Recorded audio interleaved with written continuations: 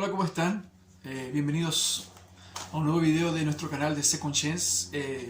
En los otros videos hemos estado hablando respecto de la definición de pecado a través de los tiempos y a través de las culturas religiosas. En esta oportunidad vamos a iniciar la secuencia de 7 temas de los cuales vamos a hablar a respecto de pecados que fueron considerados pecados especiales, o los primeros llamados vicios capitales, que fueron nombrados primeramente en la Edad Media y que fueron surgiendo y tomaron un gran poder a través de una comedia que escribe un señor llamado Dante Alighieri en el año 1265, que es el día de la fecha de nacimiento de este hombre. Él nace el día 29 de mayo de 1265 y lo sé bien porque mi hijo está de cumpleaños el día 29 de mayo. Y él en esa fecha él nace y él va a escribir una historia bien interesante, hablando sobre los 3 lugares metafísicos que se creían en la época, que era el infierno, el purgatorio y el paraíso. Entre más arriba la persona estaba, más cerca de Dios estaba. Entre más abajo estaba en el purgatorio, más cerca del infierno se encontraba. Y Dante Alighieri él hace una ilustración al respecto de cómo sería el purgatorio. El purgatorio se inicia muy en los comienzos, más o menos en el siglo V. Se va a hablar sobre eso. En otros videos ya lo vamos a tratar eso. Pero en el siglo V más o menos se da la idea de lo que era un purgatorio. Después, en el 1200, 1300, hay unos religiosos allá de Irlanda que hablan de San Patricio y hablan de un viaje que este tuvo, hablando sobre el purgatorio. Hoy en día los estudiosos, y con mayor razón el Papa, ha dicho que el purgatorio no es real y sí está dentro del ser humano la autopurificación. Dante Alighieri tenía la convicción de que el purgatorio existía para las almas que estaban en un proceso de dejar este mundo. O sea, morías y dependiendo de tus obras durante la vida, no te ibas directamente ni al cielo ni al infierno, ni al paraíso, ni al lugar de los muertos, sino que había un lugar de transición donde los pecados podían ser expiados. En otro video vamos a ver cómo se expiaban los pecados de las personas en el purgatorio. Comenzó primeramente con pequeñas oraciones por la vida o por las almas de los fallecidos, y después se llegó a vender indulgencias, donde se decía que cada moneda que caía en el lugar de las ofrendas, una alma se libraba del purgatorio. Bueno, se deturpó toda la idea. Nosotros vamos a entender a través de los estudios que no es tan así como se presenta en la Divina Comedia. Recordemos que la Divina Comedia es escrita porque en el tiempo era prohibido escribir tragedias.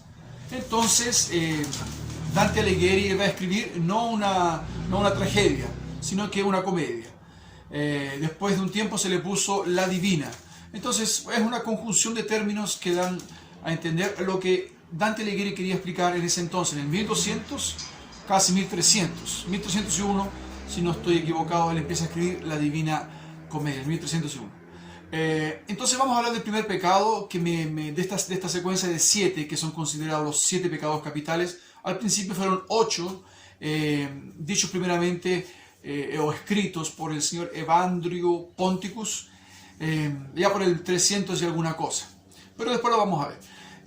Y Dante Alighieri él los va a clasificar posteriormente, después de Gregorio el Grande y después de Santo Agustino, viene Dante Alighieri y él va a decir que son 7 los vicios o los pecados capitales. Vicios porque se repetían continuamente en lo que era la costumbre de los seres humanos. Todo hábito que usted repite muchas veces, toda obra repetida varias veces es un hábito, y un hábito repetido muchas veces se torna un vicio.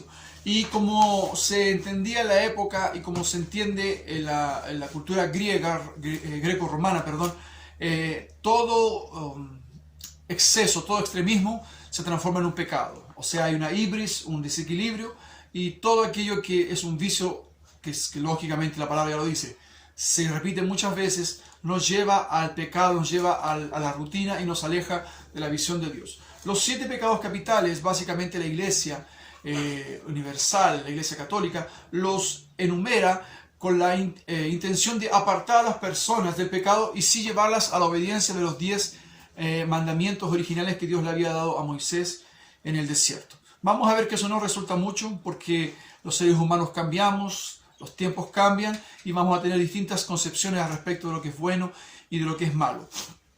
Zygmunt Bauman, un escritor muy interesante, él va a decir que nosotros vivimos en una sociedad líquida, o sea, todo es abstracto, nada es concreto. Antiguamente nosotros teníamos cosas concretas en las cuales nos espejábamos para nuestro comportamiento.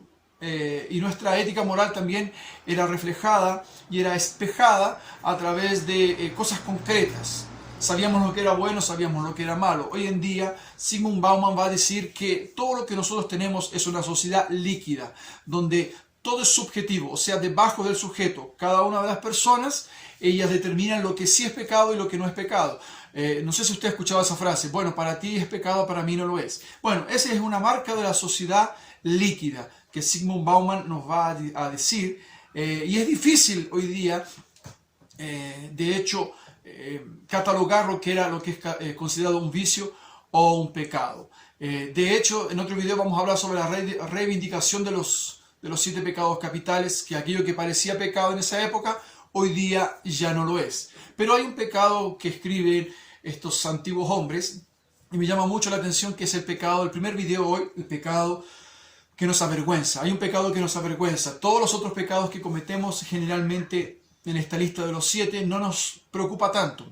La gula, no sé, por la lujuria, la pereza, la ira, la hemos resignificado a través del tiempo, la hemos resignificado y se han transformado incluso en atributos de un hombre liberal, de un hombre libre, de un hombre despojado de trancas y de cadenas, donde apelamos a lo que queremos. Entonces se ha resignificado el concepto de pecado o de los 7 pecados, pero hay uno que sigue siendo tormentoso porque es un pecado que nos da vergüenza. Podemos reconocer la ira, podemos reconocer la gula, podemos reconocer la lujuria, podemos reconocer muchas otras cosas, pero hay un pecado que sí nos avergüenza, es el pecado de la envidia.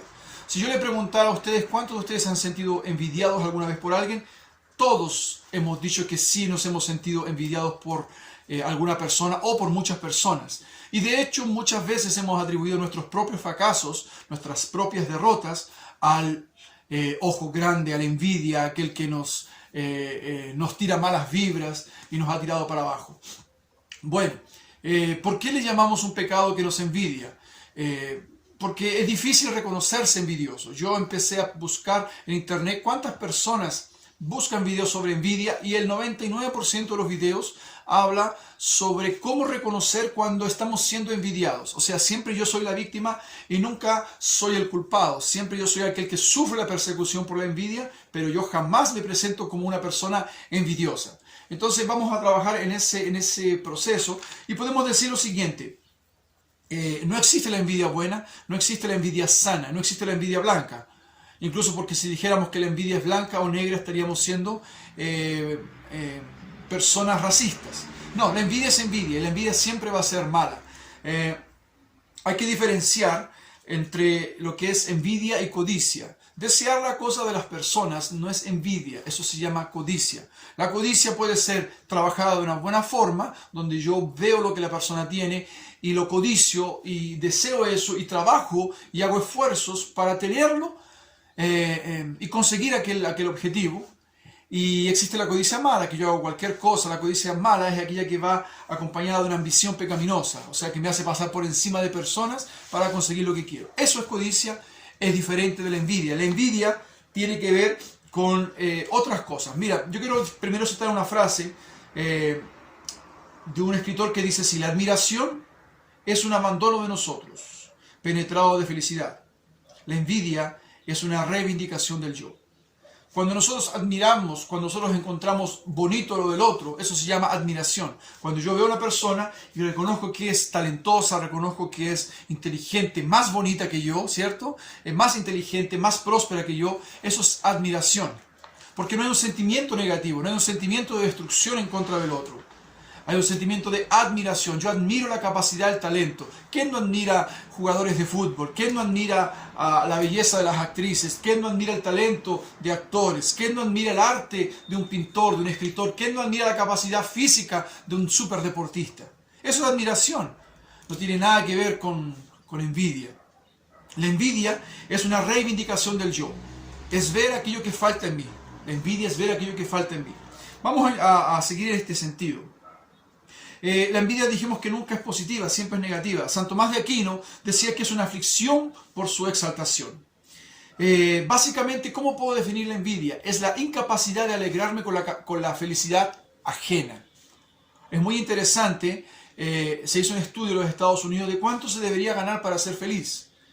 Y entre más yo me aleje de mis compañeros en mi salario, más feliz me siento. Porque la envidia tiene que ver con que yo no me alegro con que el otro sea feliz también. Yo veo a la persona con poco o mucho que tenga y yo envidio su estado espiritual, envidio cómo ella se siente, envidio la aura, como usted diga, la energía, o como queramos decirlo, que la persona irradia hacia el mundo. Eso es envidia, es no alegrarse con la alegría ajena. Es interesante que Dante Alighieri va a hacer una reflexión al respecto de la envidia y dice lo siguiente: en cada uno de los niveles del purgatorio donde él escribe sobre la envidia, él hace la figura de una montaña. El infierno es un cono de arriba para abajo, el purgatorio es una montaña de abajo hacia arriba. Y entre más arriba la persona encontraba su pecado o su vicio capital, más cerca del paraíso de la purificación estaba. Pero es interesante que la envidia está en el penúltimo lugar o muy cerca del infierno. Primero abajo está el orgullo o la vanidad y un poquito más arriba viene la envidia. Y él dibuja a las personas que están en el purgatorio siendo purificadas de sus pecados y hace a las personas que están abajo en el purgatorio con sus ojos costurados con alambre.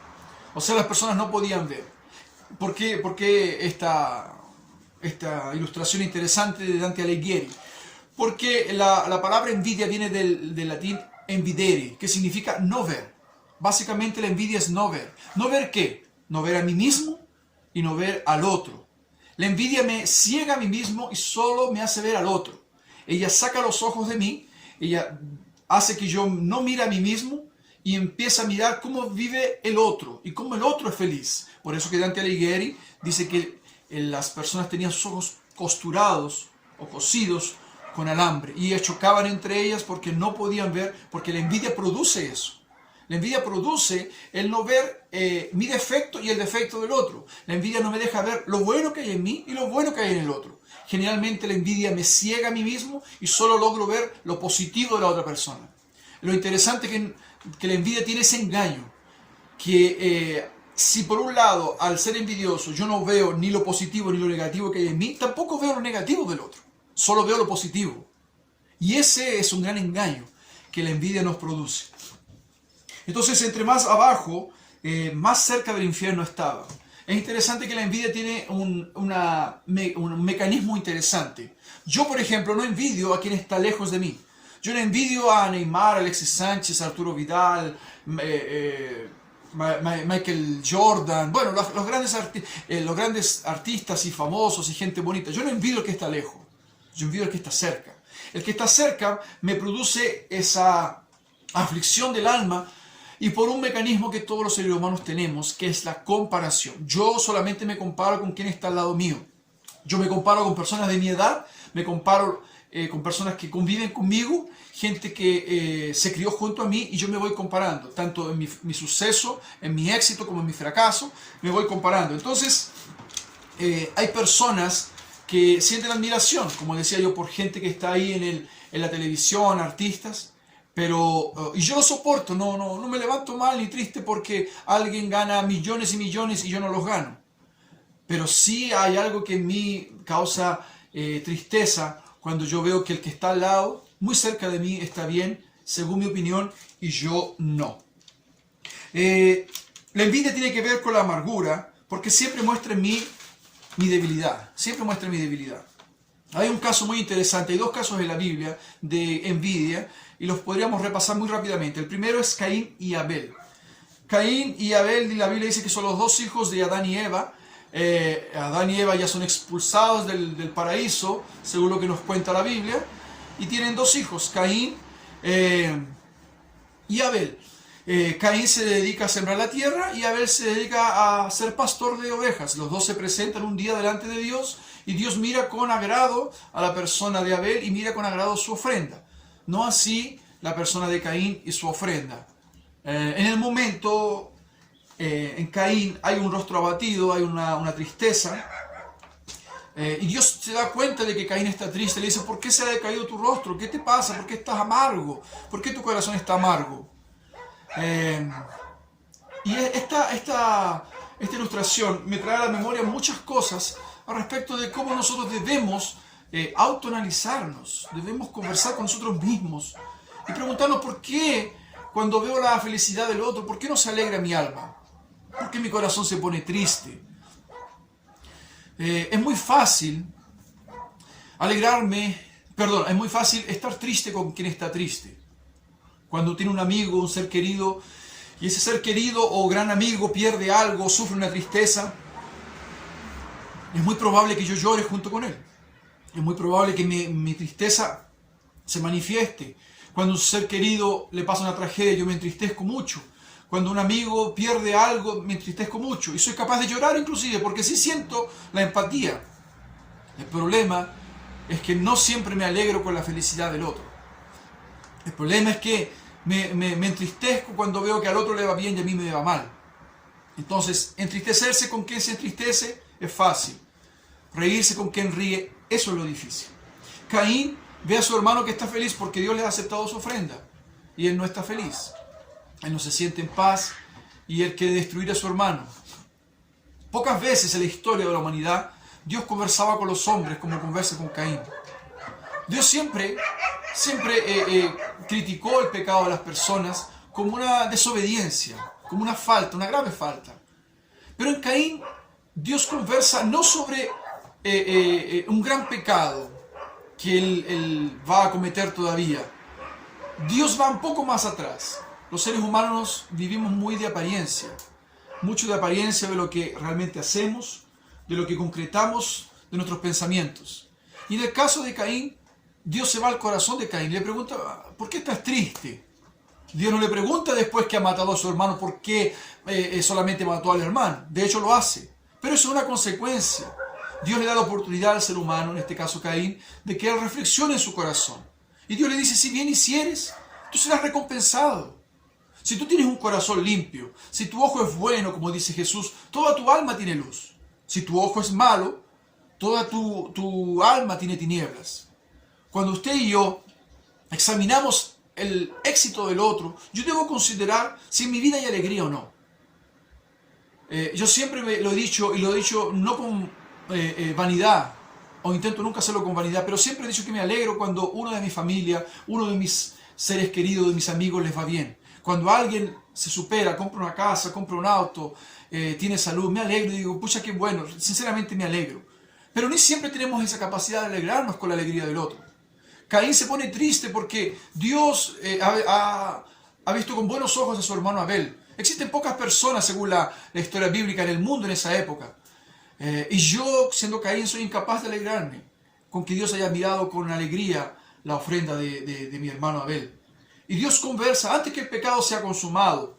Para un judío, eso lo vamos a explicar en otro video, el pecado no es abstracto, siempre el pecado es concreto, siempre es el hecho del pecado. Entonces para muchos el pecado viene cuando él mata a su hermano, pero el pecado está antes, en la raíz que produce, en el deseo contaminado, en la amargura que hay en mi alma por no alegrarme con la felicidad ajena. Y en ese momento Dios conversa con Caín y le dice, Caín, si hicieres el bien tú serás prosperado, si hicieres el bien serás bien reconocido. Pero yo veo que hay amargura en tu alma. Y le dice Caín, hay una bestia que está a la puerta. Esa es más o menos la transliteración de lo que dice el texto. Hay una bestia que golpea la puerta de tu corazón. Y es el pecado, es como una fiera del campo que quiere devorarte. Cabe a ti dominarlo. Pero la Biblia dice que no fue así. Caín invita a su hermano al campo, se levanta contra él y lo mata. Entonces tenemos una historia trágica, un padre desobediente, una mujer que escuchó la voz de Satanás, son expulsados de la casa donde vivían, ahora tienen que sufrir, tienen dos hijos, uno mata al otro y así empieza la historia del ser humano. No es muy buena la idea. Tenemos una segunda historia, que un día la vamos a alargar mucho más ese tema, pero es el tema del hijo pródigo. Todos nosotros nos hemos alguna vez escuchado, Rembrandt, el pintor Rembrandt, él hace lógicamente la pintura sobre el hijo pródigo, cuando vuelve a su casa, y ahí atrás de la pintura el hijo mayor, el hijo más viejo, el que era mayor, lo mira, no con alegría. El muchacho se había ido de su casa, había gastado todo lo que tenía, y en prostitutas, en la vida fácil, la vida bohemia, como lo diríamos hoy, en carrete, en reggaetón de la vida, y se olvida de su padre y de su hermano. Pero un día cae en sí, entiende de que tiene que volver y vuelve a su casa todo sucio. Su padre le manda que lo bañen, que le cambien su ropa, que hagan una fiesta, maten al animal gordo y celebremos porque mi hijo estaba muerto y ha revivido, perdido era y ha sido encontrado. Pero cuando el hijo está regocijándose porque ha sido perdonado, su hermano que viene del campo de lejos escucha el ruido de la fiesta, y él hace una pregunta que es terrible. La pregunta es la siguiente, él dice: ¿qué es ese ruido que yo estoy escuchando?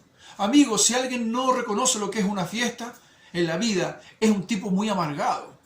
¿Quién no reconoce la música desde lejos y reconoce que es un ambiente de fiesta? Es porque está muy entristecida su alma. O él no quiere reconocer que hay un momento de alegría en el otro. Él ve y dice: no es posible que haya una fiesta y es para un hermano mío que es un vagabundo, es un perezoso, es un hombre que ha desperdiciado todo en la vida bohemia y se ha olvidado de nosotros como familia. Su padre lo invita y le dice: entra.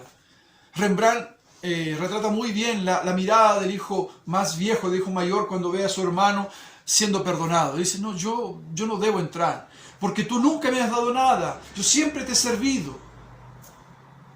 El grave problema del hijo mayor es que él no entiende que el amor sobrepasa la ley, que la misericordia sobrepasa los mandamientos.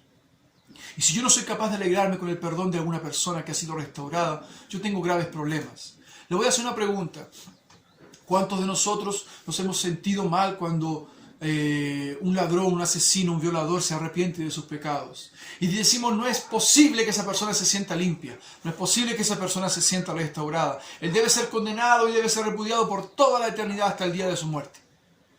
Pero cuando alguien se ve restaurado, cuando alguien rehace su vida, eso muchas veces no nos causa alegría. Eso es envidia. Envidia no es saber lidiar con el perdón, con la culpa perdonada. Nosotros los seres humanos trabajamos mucho la envidia al respecto de la culpa y de la punición. Si alguien hace algo malo, tiene que ser castigado. Esa es la justicia humana. La justicia divina no lo dice así. Entonces, cuando alguien es perdonado, nos duele en el alma, porque esa persona se ha saltado el proceso más importante de todo el proceso de restauración, que es el castigo. Entonces decimos: no es posible que de un pecado él salte a una alegría del perdón. Y eso es terrible. Parece que en la Biblia siempre hubo gente que envidiaba a los hermanos. José, ¿se acuerda de José? José es envidiado por sus hermanos. Y así hay varias historias, no como en nuestras familias, que no existen envidia entre hermanos. Yo creo que en nuestra familia no existe envidia. Solamente existía en la época de la Biblia. Sigamos un poquito. Bueno, cuando vemos que hay envidia en las personas, si nosotros hiciéramos una encuesta en Chile, porque estamos en Chile, ¿de cuántos envidiosos hay en Chile? Yo le aseguro que la encuesta diría que hay como 18 millones, ¿sí? Unos 18 millones de chilenos envidiosos y casi 2 millones de extranjeros envidiosos.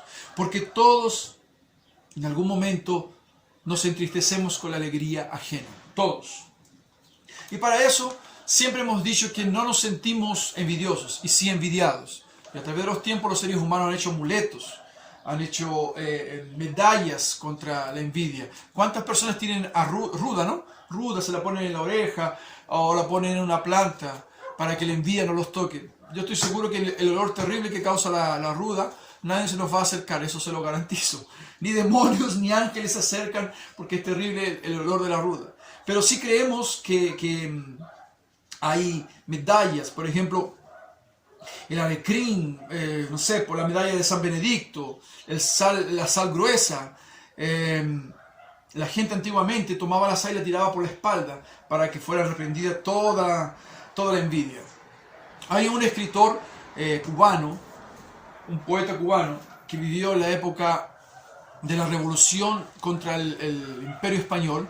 Se llama José Martí, y él dice lo siguiente. Él dice que todo ser humano debería plantar un árbol, escribir un libro y tener un hijo. Cuando él habla de plantar un árbol, escribir un libro y tener un hijo, habla respecto de el legado que nosotros podemos dejar como ser humano. Pero la envidia entra y trabaja de una forma terrible en ese concepto de tener un hijo, plantar un árbol y escribir un libro. Porque la envidia nos lleva a creer que mi árbol tiene que ser mejor que el del otro, que mi hijo tiene que ser mejor profesional que el del otro. Y no puedo soportar que el hijo del otro sea mejor que el mío. No puedo soportar de que el árbol del vecino sea más fructífero que el mío. No puedo soportar que el libro que él escribió se venda más que una simple carta que yo escribo. José Martí tenía razón en eso, del legado que debemos dejar. Pero tal vez en el mundo posmoderno que tenemos, en el mundo líquido que tenemos, es difícil que alguien se alegre cuando el libro del otro es más leído que el mío, cuando mi video es menos visto que el video del otro, cuando mi canción no tiene tanto éxito como la canción que yo considero que es mediocre del otro. Que el hombre o la mujer tenga la persona amada que yo deseo y considero que el otro es más feo o más fea que yo, pero sí tiene mejor suceso, tiene mejor éxito.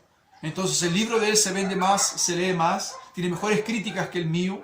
El hijo de él es más bonito, es más alto, más inteligente, es un profesional, el mío no lo es. El árbol de él fructifica más que el mío. Vamos a dejar esta primera parte hasta aquí. En la próxima vamos a seguir hablando un poquito sobre la envidia. Entonces, vamos a hacer lo siguiente. Piensa lo que estamos hablando. Vamos a seguir con el tema. Vamos a hacer 2 videos sobre la envidia, de estos 20-25 minutos.